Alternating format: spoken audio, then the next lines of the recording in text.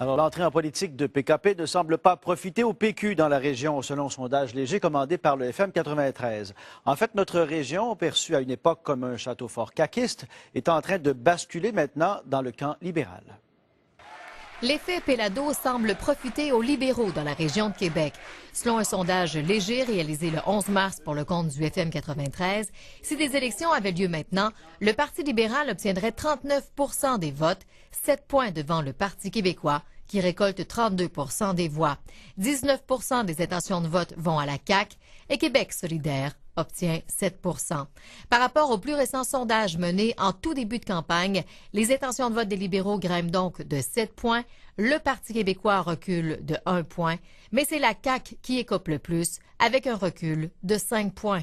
C'est qu'on voit que le vote pour la CAQ semble se diriger vers le Parti libéral. Un pays! Selon les experts, l'effet Péladeau avec la relance du débat sur la souveraineté n'est pas populaire auprès des radios parlées de Québec qui invitent massivement les électeurs à voter pour quiconque, sauf Pauline. Comment l'expliquer?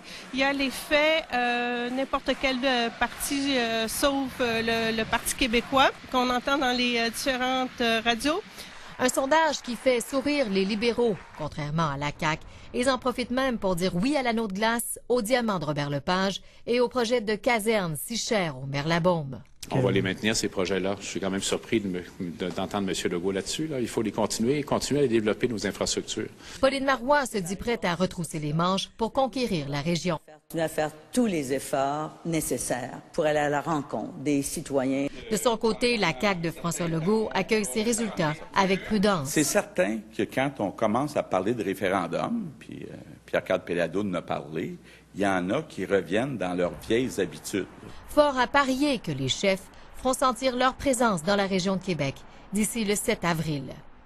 Julie Couture, TVA Nouvelles, Québec.